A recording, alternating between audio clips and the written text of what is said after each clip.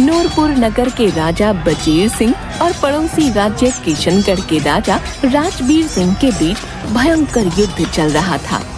किशनगढ़ का राजा राजबीर सिंह नूरपुर को अपने राज्य में मिला लेना चाहता था।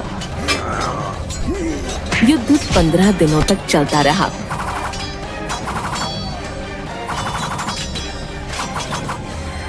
सैकड़ों सिपाही मारे गए,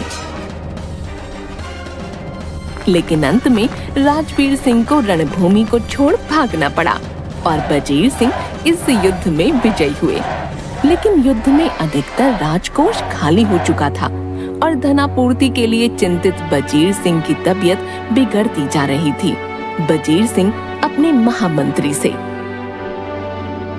महामंत्री जी, हमें धन की बहुत जरूरत है। इस युद्ध में हमारा बहुत नुकसान हुआ है। सारा राजकोष खाली हो चुका है।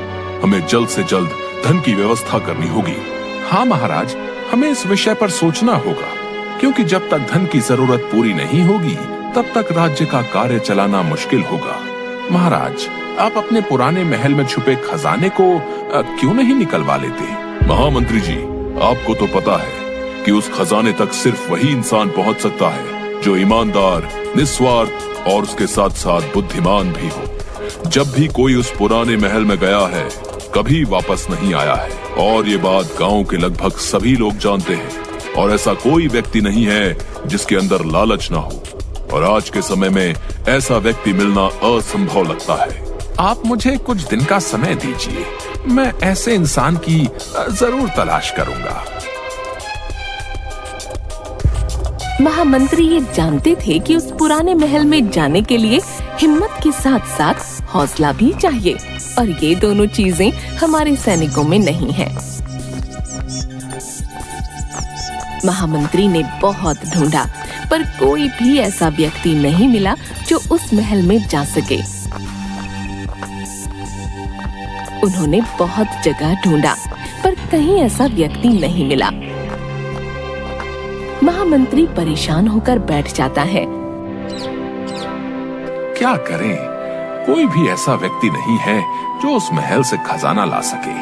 अगर ऐसा ही रहा तो थोड़े दिन में हमारे राज्य की हालत बहुत खराब हो जाएगी। कि तभी उसकी नजर खेत में काम कर रहे एक व्यक्ति पर पड़ती है। चलो इसे भी जांच लेते हैं।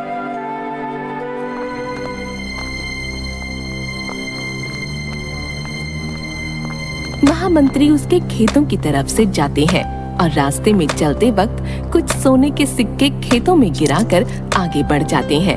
और जैसे ही उस अर्जुन की नजर उन सोने के सिक्कों पर पड़ी, वो महामंत्री जी को बुलाने लगा। महामंत्री जी सुनिए, सुनिए महामंत्री जी। महामंत्री जी रुक गए। अर्जुन भागा भागा उनके पास गया। क्या हुआ? मुझे क्यों बुला रहे हो? महामंत्री जी, आपके सोने के सिक्के मेरे खेत में गिर गए थे। मैं इन्हें देने के लिए ही आपको बुला रहा था। मुझे तो पता भी नहीं चला कब ये सिक्के गिर गए। लेकिन एक बात बताओ, तुम्हें धन की जरूरत नहीं है क्या? महामंत्री, धन की जरूरत किसे नहीं है? धन की जरूरत तो है, लेकिन अपने मेहनत की धन की, दूसरे के मेहनत की नहीं। महामंत्री उसका जवाब सुनकर खुश हो गए, क्योंकि उसके मन में जरा भी लालच नहीं था।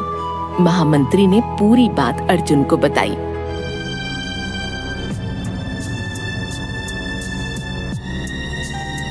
और उससे पूछा, क्या तुम वहाँ उस पुराने महल में जाओगे? अगर मेरे जाने से इस राज्य की समस्या का समाधान हो जाएगा तो मैं जरूर जाऊंगा। महामंत्री उसे राजा के पास लेकर जाता है और सारी बात बताता है। राजा ये बात जानकर बहुत खुश होते हैं। ठीक है, तो कल तुम उस महल में जाना। महामंत्री, इन्हें पुराने महल जाने के लिए रास्ता बता दो। जी महाराज, मैं अभी बता देता हूँ। महामंत्री ने अर्जुन को महल जाने का रास्ता अच्छे से समझा दिया। और अगले दिन अर्जुन पुराने महल के लिए निकल जाता है।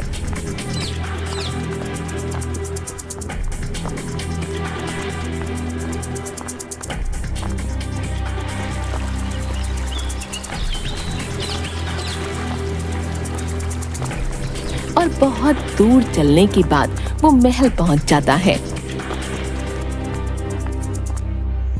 यहाँ पहुंचते पहुंचते तो रात हो गई। अब क्या करूं? कैसे जाऊं अंदर? बहुत अंधेरा हो रहा है। लेकिन अगर कल तक का इंतजार किया तो बहुत समय हो जाएगा। मुझे अभी इस महल के अंदर जाना होगा। यही सोचकर अर्जुन महल के अंदर जाता है तो देखता है चारों तरफ बस अंधेरा ही अंधेरा था। उसे कहीं भी सोना तो क्या, सोने का नामो निशान तक दिखाई नहीं दे रहा था। वो बस चलते जा रहा था। वो थोड़ा आगे बढ़ता है, तभी उसे वहाँ 2 दरवाजे नजर आते हैं। अब कौन सा दरवाजा सही है? किस दरवाजे में जाऊं? अरे ये क्या, इनमें तो ताले लगे हुए हैं। इनकी चाबियां किसके पास होंगी? अब अर्जुन इधर उधर चाबियां ढूंढने लगता है। तभी उसे एक आकाशवाणी सुनाई देती है। अगर तुम्हें सही दरवाजे की चाबी चाहिए तो तुम्हें मेरी इस पहेली का जवाब देना होगा। बताओ, वो कौन सी चीज है जो उजाले में दिखती है, काले रंग की होती है, लेकिन अंधेरे में छुप जाती है?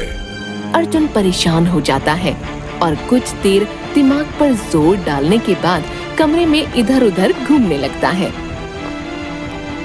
और अचानक से उसे जवाब याद आता है। ऐसी तो दुनिया में बस एक ही चीज है और वो है हमारी परछाई। बहुत बढ़िया। इतने अंधेरे और अकेलेपन के बावजूद तुमने अपनी बुद्धि को संयम में रखकर जवाब सोचा। ये सच में काबिले तारीफ है। चलो, तुमने इस कमरे में जाने का पहला चरण तो पार कर लिया। बाएं हाथ के दरवाजे के पास जाओ और ध्यान से देखो, ताला खुला है।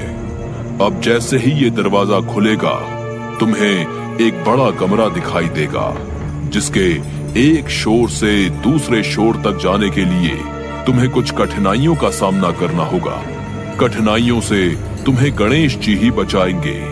अगर इस परीक्षा में तुम सफल रहे तो अंत में तुम पूज्य महात्मा के कक्ष तक पहुंच जाओगे।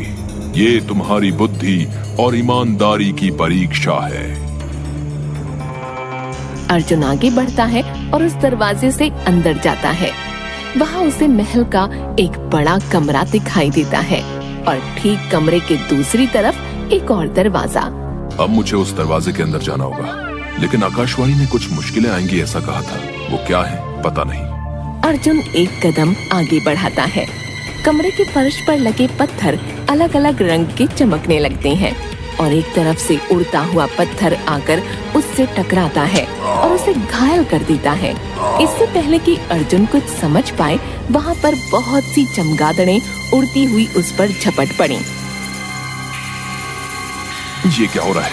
मुझे कुछ समझ नहीं आ रहा। तभी उसे आकाशवाणी में कही बात याद आती है और वो सोचने लगता है कि गणेश जी कैसे उसकी मदद कर सकते हैं। ध्यान से देखने पर उसे फर्श के एक छोर से दूसरे छोर तक एक स्वस्तिक चिन्ह नजर आता है और वो समझ गया कि उसे इन्हीं पत्थरों पर पैर रखकर आगे बढ़ना होगा। अब मैं स्वस्तिक चिन्ह वाले पत्थरों पर चलता हूँ। और अर्जुन आगे बढ़ता है और स्वस्तिक चिन्ह के ऊपर चलते हुए कमरे के दूसरे छोर पर पहुंच जाता है और वहां जाकर जैसे ही दरवाजा खोलता है उसे उस कमरे में एक महात्मा दिखाई दिए।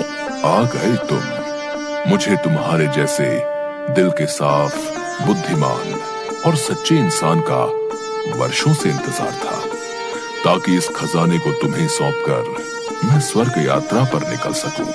महात्मा को प्रणाम। हे महात्मन, मैं तो एक साधारण किसान हूँ। बस अपने राज्य सुधार के लिए अपने राजा की मदद हेतु यहाँ आया हूँ।